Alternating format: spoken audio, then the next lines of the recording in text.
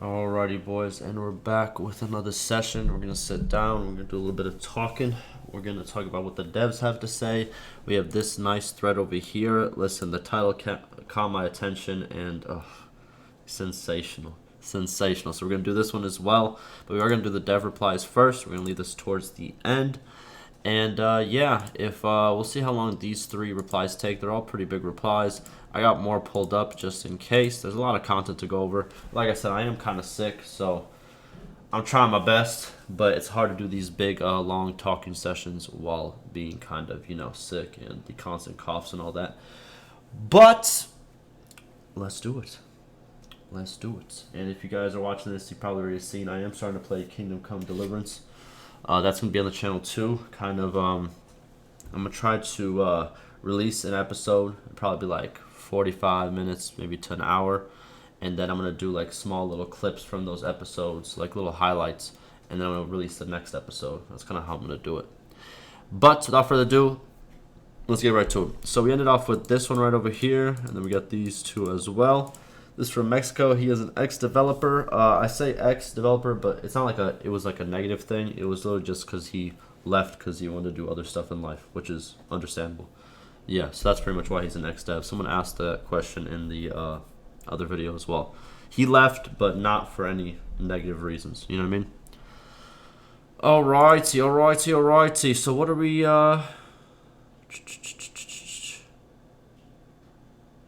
Alrighty, so let's read this and see how he replies to this.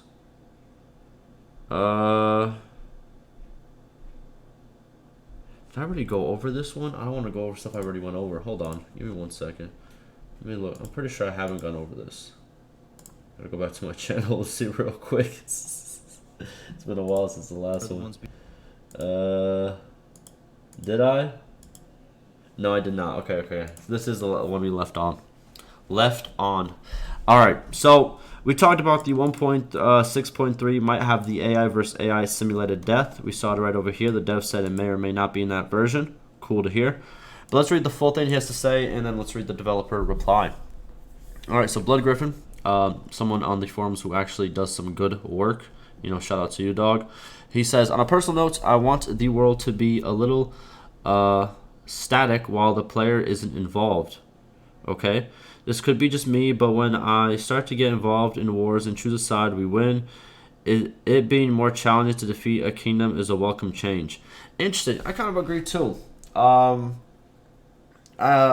do agree. I think the player holds a lot of power because obviously you're the main player. You can make bigger decisions. You're not just tied to doing calculations like the AI is tied to doing specific calculations to see what has a better chance of succeeding and then doing that certain thing, right? It would be cool. One way, but then again, it's kind of I'm trying to think how they would do that, because when you first start your own kingdom, for example, and you go into war with a very big kingdom, you're gonna lose fiefs. You're gonna lose a lot of your fiefs. You might lose all of your fiefs. You know what I mean? It is a very big possibility, depending on how big your party size is and how big your companion party sizes are.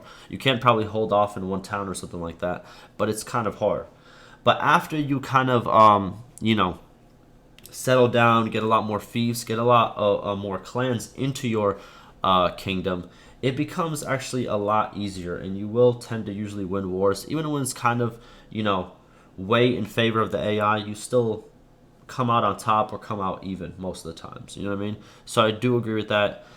I feel like when the game was less balanced in terms of snowballing, some kingdoms were really hard to defeat, like the Khazaits, for example, or like any kingdom that just took over 60% of the map. Now it's a lot easier because all kingdoms, they're kind of, I would say, static, but they're still, if you give it a long enough time, some kingdoms will definitely become stronger than others. But alright, he says, the game is for so long has had huge armies of recruits, and I wanted more challenging battles in late game. The recent changes have increased the tiers of troops and other economic factors in 1.6.1 had negative effect on making parties so small, which isn't exactly what I think people wanted. We want big battles of high tier troops so it feels rewarding to win and not just another recruit slaughter. I agree. He goes, I understand that we keep seeing new players be confused why. Right when they hit clan tier 4 and create a kingdom with no money and a few castles, they can't recruit clans who they have high relationships with. These players need to be better informed about the mechanics of recruiting clans. True. Low-key, I am, like I said, I've said this before, but I am going to, once I clear up from being sick, I have a couple of, I kind of already started them, but I have a couple of scripts for a couple of, like beginner tutorial things. They're not going to be long videos. They'll probably be like 8 to 10 minutes a piece, you know what I mean? Some a little bit longer maybe, depending on how much I have to explain. But I am going to try to explain a lot of parts of the game to make it a lot easier for players. I did it when I first started. Not when I first started the channel, when this game first came out. But I thought, why not? Let's go and make some updated versions of those. So those are on the way. I just need to, my voice needs to get a little bit better. But yeah, like I said before, we need a lot more tooltips in the game. A lot. I think a game that does this really, really, really well is Crusader Kings 3.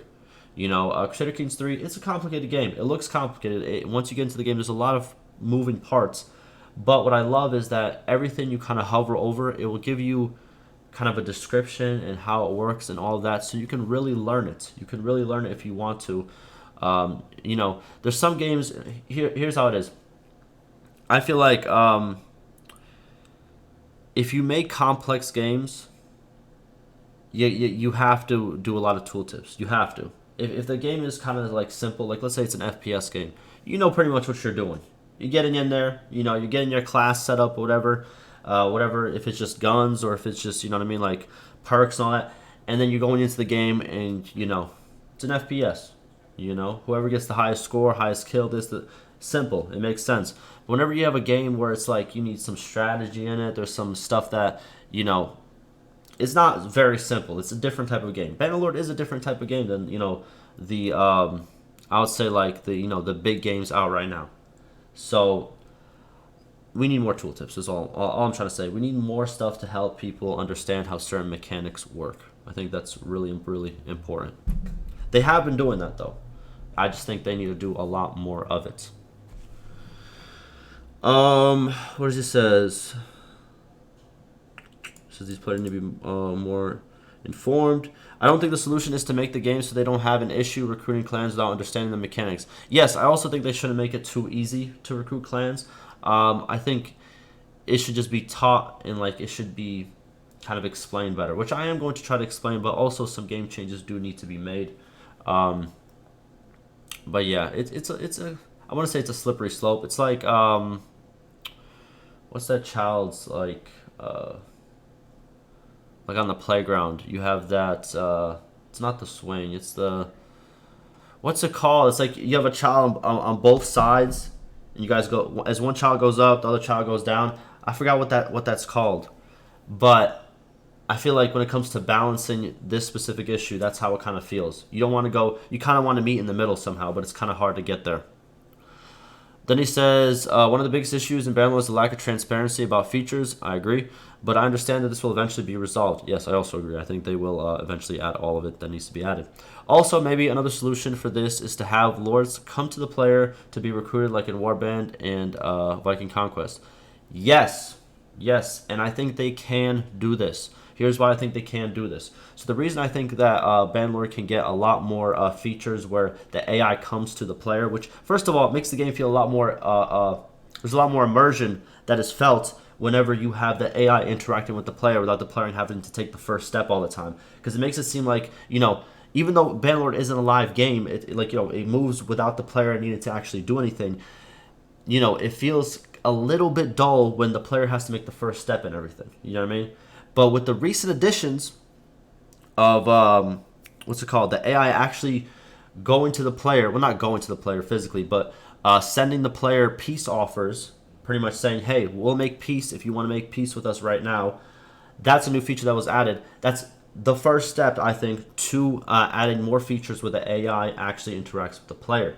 Because now that we have the AI sending peace offers, I don't see why we can't add in the future the AI set, an AI clan going, hey, I really hate the guy I'm with right now. Can I join your clan? I see that it's rising up or whatever. Can I join, not your clan, your kingdom? I think that's very possible. I think a lot more of these are very, very possible. I think it would be very cool if, as you're going through, you're just going through the map. Like you get random requests. Like, hey, can you do this for me real quick? Can you do that for me real quick? I think that'd be very, very cool. And hopefully it does get added in the future. And then obviously he states the AI versus AI simulated death. We already went over that. That it might be 1.6.3. It may not. As you can see, it may or may not be in that version. Alrighty, so now the dev responds, or the ex-dev responds, I understand these concerns, and I also think the same as you. For example, kings or high-tier clan leaders should use their party sizes as much as possible when a player sees. Should use as much as possible, okay? And he says, when player see a king or high-tier clan leader party on map, players should see big troop numbers and should fear, and all lord parties should travel at map mostly close to their limits. Games should be challenging, lords should be not consist of mostly recruits. Okay, he says we worked for that in the past. For lots of time, we have the same target for game. Okay, so he pretty much says he agrees.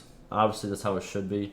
I think that's exactly how it should be too. I think what's a good thing to kind of I'm trying to think of the comparison. What's that game called? Slither.io, I think that's what it's called, where you're like the worm and you grow bigger as you eat. And then there's really, really big worms because, you know what I mean? Because it's the players who ate more. I feel like that's kind of how it should be in Bannerlord. But hear me out. Hear me out on this tangent. Like how you have like the bigger worms and you have the smaller worms. And then, you really get scared when the big worm comes by because it's like, oh my god, he's so much bigger. And I feel like that's how it should be in this game as well. It kind of is. But I think it should be like that more a little bit more, where like the bigger, like the really, really big and wealthy clans really have their numbers pumped up. You know what I mean? And the ones that are not as wealthy should have their numbers pumped down a little bit. But yeah. Then he says, however, what I try to say is latest poverty problem was not related to all lords. It was related to poverty of some specific clans, especially kings of some kingdoms, in my opinion. Reason behind this needs to be found instead of giving everyone in Caredia more money. Otherwise, you cannot find very poor clans in game, and player cannot use some features. For example, players should be able to recruit very poor clans, even if he has low positive relationship with them, and even if he created his kingdom new. This is a variety of game. And clans do not differentiate by time. Okay, so pretty much what he's saying is it should be easier to recruit the the poorer clans, even if you don't have a good relationship with them, just because they don't have much money. And if if the changes that are implemented into the game just give money to everybody, it's going to be very hard to obviously recruit even poor clans, because guess what? There won't be poor clans. Is pretty much what he's saying. So it'll be very hard to recruit clans in general. Then he goes, anyway, latest changes, tax and loot gains were reduced a bit at 1.6.1. They were already small, 0.36 or 0.3. They are not so different numbers. I am only trying to show correct path. Changes at 1.6.1 were small, and they were reverted at 1.6.2. There will not be a big difference at game. Still, I think 1.6.2 will still have small money inflation, and I think it is a problem. By the time the new additions, this inflation can grow and can be more visible and bigger problem. Just shared my thoughts. There you go. So inflation might still be a problem. Then Bloodgriffin continues, says, I understand the reverts were but a band-aid to the problem, which is a likely sitting in initial prosperity of certain clan fiefs. The initial changes were good long-term and probably should be kept, but with more targeted fixes to address the clans pushed across the edge of poverty. That makes sense. I'm definitely not trying to say your suggestions are incorrect. By the way, can you explain the negative impact of money inflation? I think you've kept us from seeing the problems it creates. Good thing, by the way, so I don't quite understand what the problem is with it. With the exception that it would be more difficult to recruit a lord who isn't poor. Is that the only issue? If everyone is at average wealth and hasn't lost any territory, is that a problem? It is. Then maybe we need to refine the definitions of poor and average wealth. I think personally, I think a big problem will be the whole recruiting lords. I think there will also probably be a problem with inflation goes up. It's kind of weird. Let's see what he has to say. Let's see what he has to say before I have to say anything. All right. So the dev says if there is money inflation, players or other lords' successful hostile actions will not affect owners. Will not affect owner of these settlements much, so they will still continue wandering with huge parties. Also, as you said, there will not be very poor clans around, so recruiting will be harder. Okay, so he also states that having having a very successful battle won't matter at all. I know people nowadays, they feel like, well, not nowadays, for a long time they felt like, every time I defeat somebody, they just come back with the same army. They just come back with the same army. But the game has gotten a little bit better in terms of that, but I still think there's a lot more changes that need to be done to get it to the point where, hey, if I defeat this guy 4 times with his big army, he shouldn't come back with another one. But I do feel like it has gotten better, and if you do check those armies after they respawn again, you can see that they're mostly recruits and not very hard to defeat. But also, the reason why this does happen, why they do respawn with a good sizable army, is because AI clans have a cheat in the game, if you didn't know. I don't want to get the numbers wrong, but the AI clans, they do not respawn by themselves like the player does. What's it called? If the player loses everything, they get captured and then they get released. They are just that one person. You are your character, right? But when the AI respawns, I think it's like 15 to 20 troops. The number might be wrong, but it is a close amount to that of troops that they get right when they respawn, just so they don't get automatically recaptured. It's a little cheat. The AI has a couple of these little cheats. It is what it is. I think it's good personally, but obviously people don't like it. But I think that it makes for better gameplay in the long run. Then he states, if player is weak against its enemies currently, he can still harm them by several hit-and-run actions like raiding or destroying villagers and caravans, etc. This creates financial problem at owners of these settlements, and they lose their troops without a field battle because they cannot support to pay them.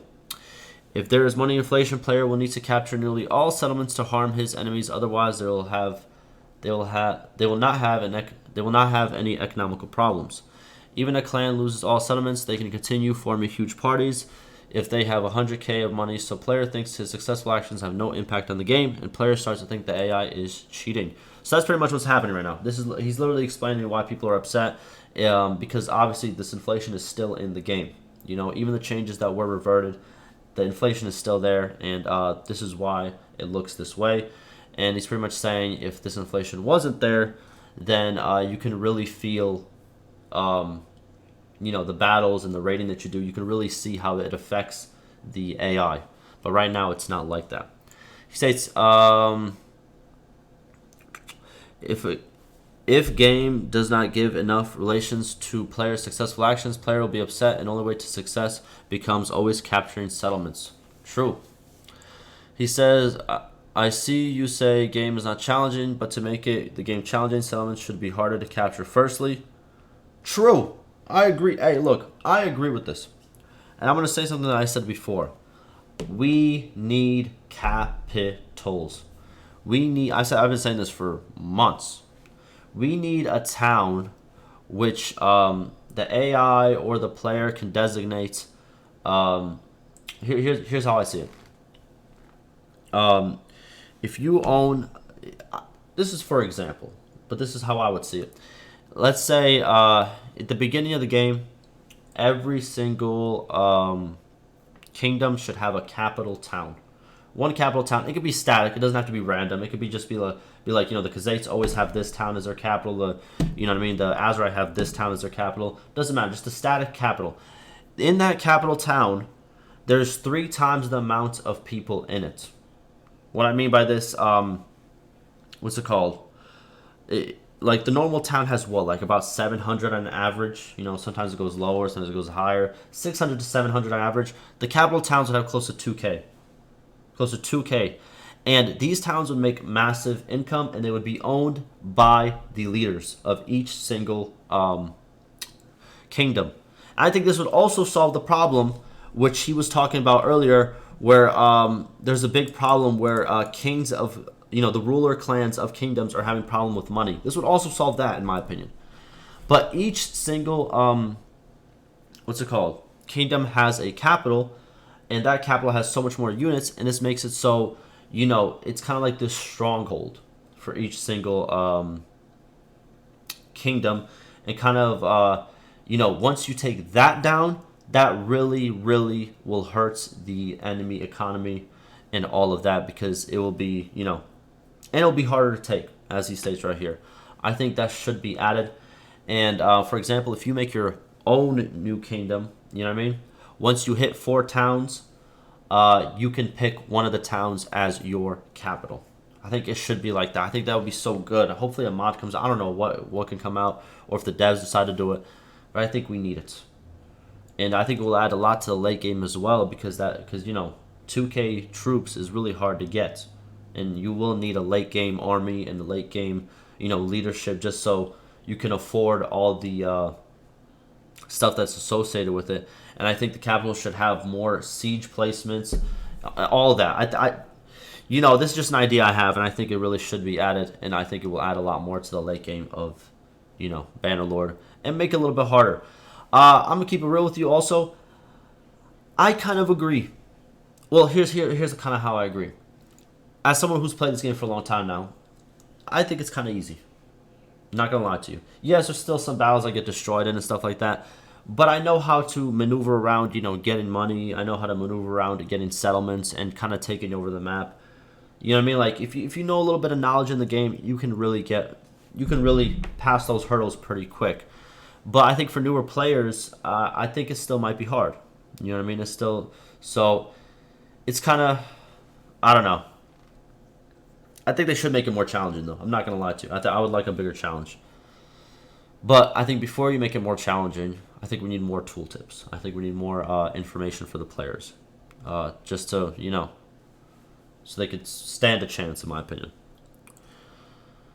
Then he states 100 defenders should kill 300 to 400 attackers in missions, and this will make game more realistic and challenging and fun to play. Each player needs to recruit. Recruits will be higher. I agree with that also. I think it is way too easy for attackers to actually get into a castle or get into a town, which in reality, I'm not saying Bannerlord is like ultra realistic or whatever, but in reality, like, bro, sieges are kind of hard to do. You know what I mean? Like, a lot of people used to, in these battles to take over this or that, like, a lot of people used to die, man. Like, a lot. Especially the attackers, because they had to, not only try to climb through the walls or get through the gate or whatever, but they also had to go, to these places that they weren't familiar with, because they're the ones invading, But, yeah, I feel that, the the defenders should have a way bigger advantage. I think it should be a lot harder. Like I said before, one thing that I could say would be a good change was if you don't put any siege things, any siege, what do you call them? Ones you climb up on, the ones that are currently broken. Not siege machines, siege towers. If you didn't put siege towers in your pre-siege setup, then the ladders, your troops have to actually bring it to the wall. And the ladders can actually be broken as well. With, let's say, rocks, for example, which every castle and town has. If you throw enough rocks at that, it will break, and then you have to bring new ladders. I think that will make it a little bit better and a little bit harder. But I feel like a lot of people now currently are just upset that, the AI actually doesn't go up the ladders in the siege towers. So I think making it a little bit harder, plus having that bug still in the game, will not make people very happy. I think that needs to get changed way before they do this. Then he states, this can seem a boring loop to collect new recruits all the time and losing them or upgrade ones at siege. This should be main game loop. We should not create money inflation to make game more challenging. We should make settlements harder to capture. When you join a kingdom, that's why your kingdom easily dominates map, because its sieges become mostly mission, not simulation, where attackers lose 3 men to kill 1 man. That is true. If you send troops in your sieges instead of actually going into your siege, you will literally lose so many troops. Because if it's in the simulation, which is pretty much the send troops option, or pretty much what all AI battles are, because all AI battles aren't they don't actually go into the field and fight. All AI battles on the map actually just happen as like a, you know, a send troops type of thing, where it just you press that button and then it just gives you the result in a way, right? But yeah, pretty much if you send troops on a siege, you will typically lose 3 of your guys to their 1 man. So if let's say if they have 100 guys and you have what's it called? Let's say if they have 100 and you have 250, there's a big chance you're gonna lose that fight because guess what? You don't have three men to their 1 man. You know what I mean? You need to have at least over 300 to actually successfully get that. What do you call it? Fief, you know, town or castle. So, yeah, I agree. Is that the last one? I think we have this as well. He says, so he did some more, what is this? So he says, I'm sad, game crashed on my computer when I tried to start the simulation to 40 years. Okay. I hadn't saved all the data. I recorded the game at 30 years, but I can't show you guys what happened. I only have a screenshot of the world map. You have to trust me off what I remember. Okay, sir? What's going on here? Jesus Christ. Azrai went up. The Southern Empire is just in a weird spot. What is this? Is that the Northern Empire? What in the world? Look at the Gazettes being pushed back. This is a very weird map. This is very weird. Okay, but he states we went from 1 very poor clan in year 20 to 14 very poor clans in year 30. We went from 14 rich down to 8. Okay. And Dev says, XDev says, okay then, after more samples, we can say if final version has money inflation or not, but if you can say clans marked as very poor increase to 14 from 30, 14 from 1, at year 30, then things can be good at 1.612. They still need to examine 30 to 40 year samples to talk with confidence. Alrighty. Some more tests. More tests. Excuse me. Alrighty. Now, let's get to this. I think this will be the last thing I do cover. Before I do, let me mute this real quick. I have to blow my nose.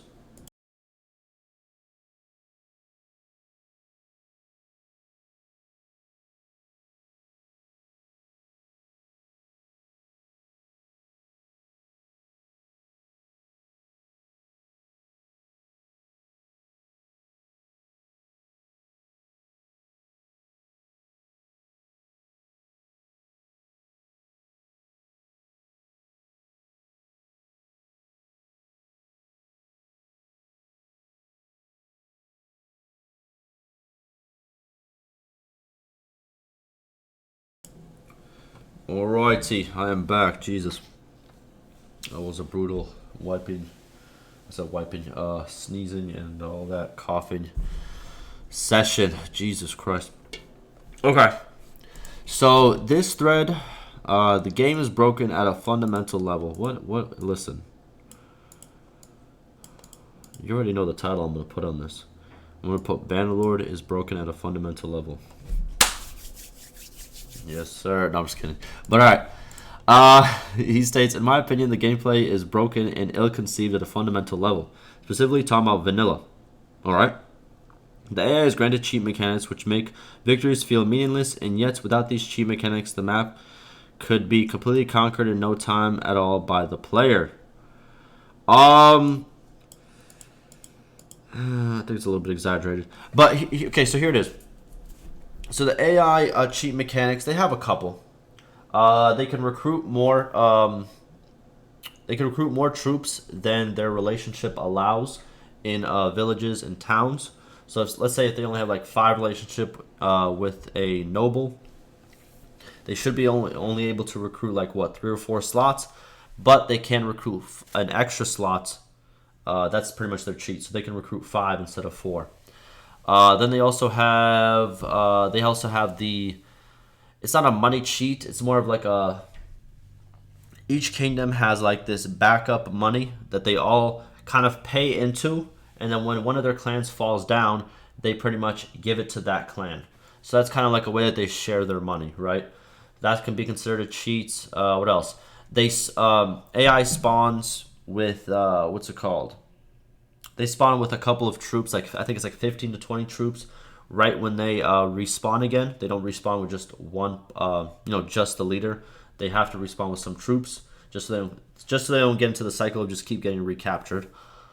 What else do they have, really? I think that might be it, if I'm not mistaken. I think that might be it. Might be missing like one more. But what I'm trying to say by this is the reason the victories feel meaningless isn't because of the AI cheats. It is because of pretty much what we just talked about. We just talked about this right over here, where, as you can see, this is an ex-dev. He states, if player is weak against its enemies currently, he could still harm them by several hit-and-run actions like raiding, destroying villages or caravans.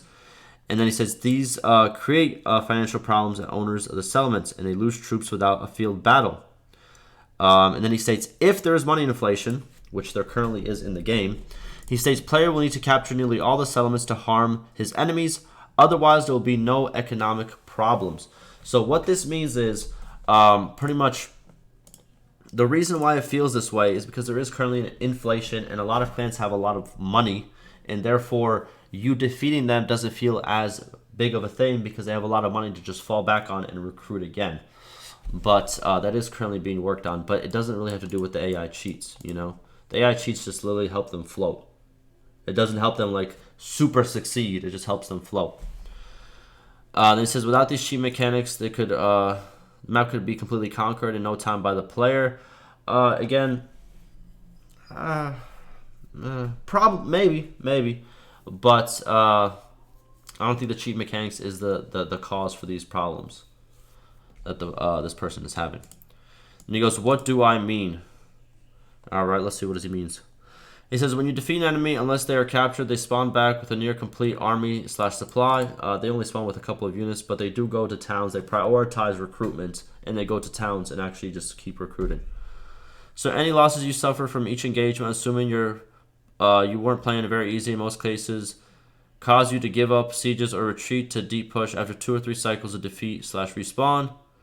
Especially if your ally AI has been burning every village along the way. This makes conquering snowballing slow because no victory is ever meaningful, decisive, and losing in some cases referable by the AI. Well, here's my hot take. And this is also what the dev said as well over here. We just talked about it. But I'm going to split this up into parts, so I'm still have to keep going back and kind of showing this. He states, I see you say the game is not challenging, but to make the game challenging, settlements should be harder to capture first. 100 defenders should kill 300 to 400 attackers. So I agree with this. I think settlements should be a lot harder to take. I think they're currently a little bit too easy to take, and it should be harder. There should be more struggle for it. There should be more fighting back and forth for it. It should feel a lot more meaningful to actually get it. That's my opinion. But, you know, to each their own, in my opinion. But, again, how can I explain this? To do what you want to do, for this player specifically, if you want to capture and snowball faster, what you have to do is once you defeat that lord and you can imprison him, go to one of your settlements and imprison him in the settlement. Because if you imprison him while you're on the run, not while you're on the run, but while he's in a party, he has a pretty good chance. It's still not the best chance, but still a pretty good chance to escape after a couple of days. But if you put him into one of your dungeons, that chance of escape becomes very minuscule, and he can stay in there for quite some time. So if you do want to take over a kingdom, kind of, you know, in a faster way and not have these guys keep coming back, try to imprison them, go back to your settlement, put them in the dungeon, and then go back to doing what you're doing. Then he states, however, imagine if the AI didn't spawn back and had to go around and recruit and level troops like the player does after a significant loss. They do that. They just get the little bonus of like what? It might be 10, 15, or 20 troops. I don't know the exact number, but the devs have stated it is one of those. He states this: they would be captured by looters or caught in endless retreat loops between unfriendly AI and friendly castles as towns. The decisiveness of any single major victory would cause the entire losing faction to collapse. But I don't think that would make for good gameplay. So if they got into this complete loop of just this keeps happening, what you're going to find is an empty map. You're going to find nobody challenging you to have these fights, and then the problem's going to become, well, why isn't anybody challenging me? Why isn't anybody here? Why isn't anybody this? So I do agree that there still should be more stuff added to make it so they don't come back as soon or as, as much as you say. But I also think that they should still have this cheat where they do spawn with some units, because I don't want them to just never show up also. You know what I mean? I think there's a middle ground that could be met here. Then he states, how can there be no middle ground here? I think there can. Can a system be developed that facilitates meaningful gameplay that allows a faction to take advantage of victories without causing a major faction to completely collapse? There currently is. Like I said, if you, for example, you can set your other clans to aggressive. This will make them raid places. This will make them, really go into the enemy territory. This will cause other enemies to actually go and fight them. This means that they will be diverted from attacking you and will be diverted to attacking your other clan, parties, or other kingdom parties, right? While this is happening, you go and try to capture a town or a castle. You get met with a first army. You defeat them. You capture some prisoners. You go back into one of your towns, put them into the dungeon. They will stay there for a little bit, and for that little time that they do stay there, you will have a chance to attack the castle or town. Yes, another army might come by because it might be a very big kingdom, or another army might not come by, and then you will have the pretty much the time to capture that castle or town. I don't think you should always have the ability to capture a castle or town. Also, I think sometimes the AI having enough to drive you away is also good. I don't think it always should be like super easy to take it. It kind of is super easy to take if you literally just do that little thing that I just said. But yeah, I think it's there. But I do agree there still should be more changes added. But I think it's getting there. And I think it could be achieved what you're trying to look for. Then he states, it seems like the system has been purposely designed to artificially stretch out the game rather than implementing new and more complex mechanics or a bigger map / more fiefs. What? Look, I'm not trying to be that guy. But if the problem here seems that the game is, taking a little bit too long or is stretched out artificially, then implementing more fiefs and a bigger map will make the game take longer. Do you know what I'm trying to say? I get that you're saying more complex features, stuff like that, but it also shouldn't just make it, super easy to just be like, boom, I'm the leader of the world. You know what I'm trying to say? It does take some grinding.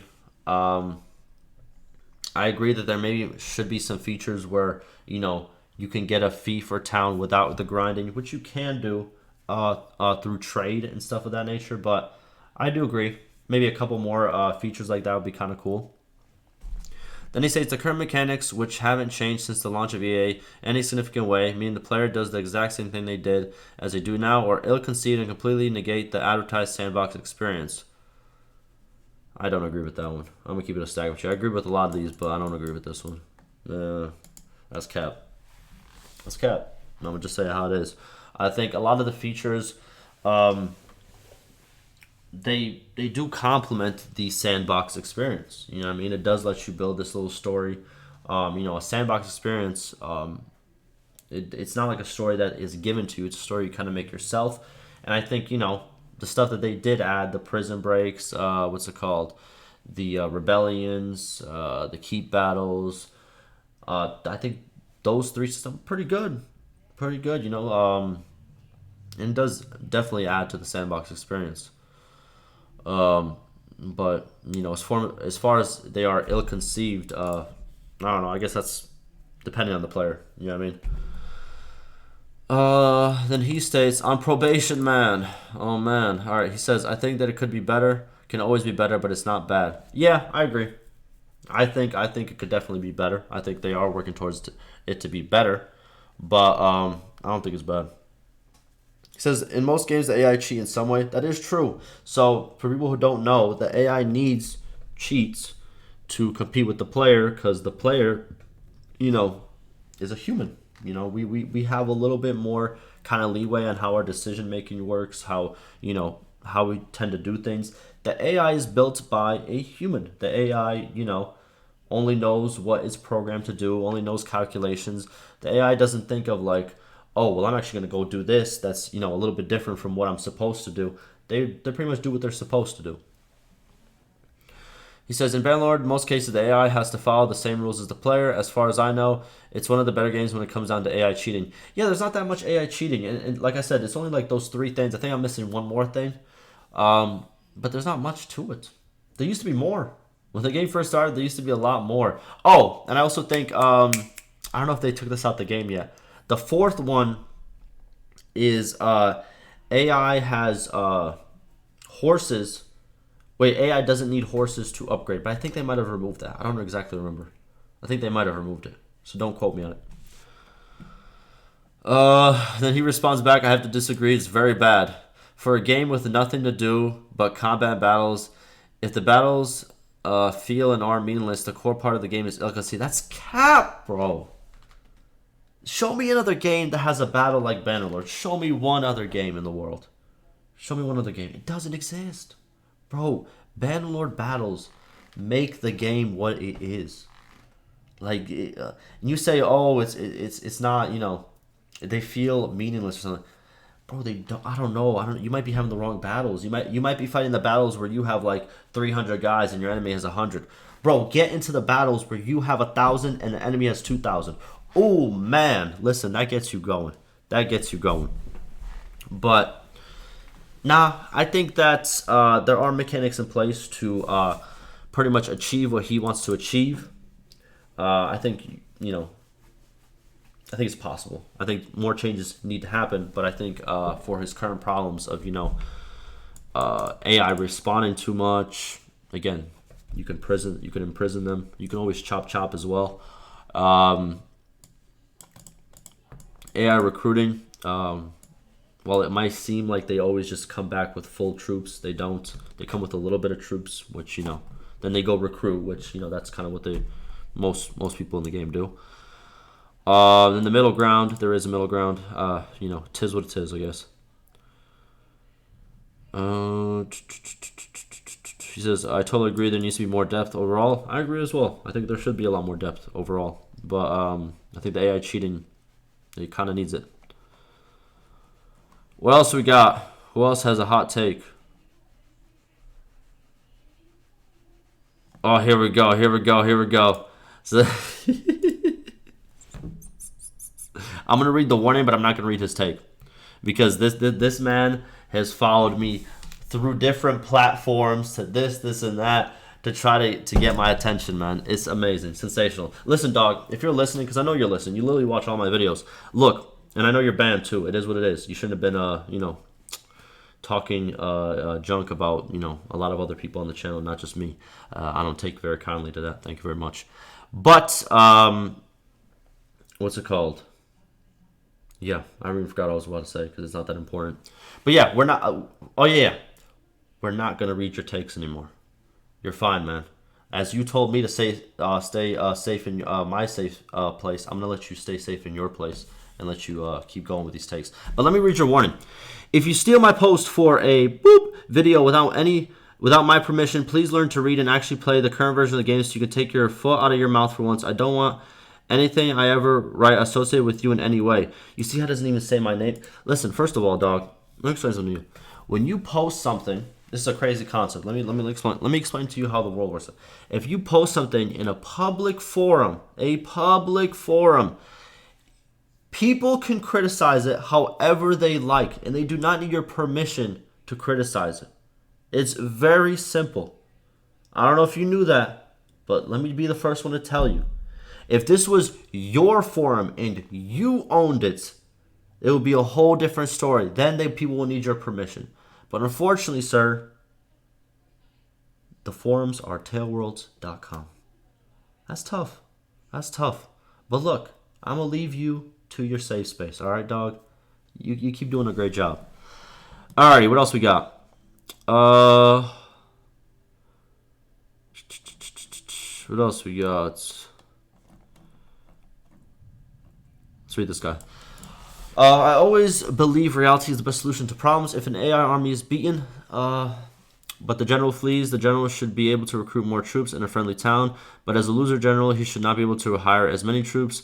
The grapevine was informed many soldiers. The guy gets you killed. If you lost a battle, the general might be sacked. Okay. Another point, the renown of the general should allow them to call up free militia troops for a short period. For example, a large army is coming to siege a city.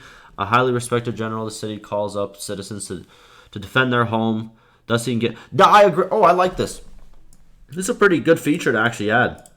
If you have a lot of renown, you have the chance to call up units in your kingdom or units in the area that will come and defend the city, pretty much like civilians, because they see you in high regards. I think that would be a very, very cool option. This will be kind of harder to implement, but this should also be kind of implemented in a way. But I like this right here. This is a very good thing to actually have. And then obviously the troops vanish after the battle happens or after a day, like he says. No, it's a good point.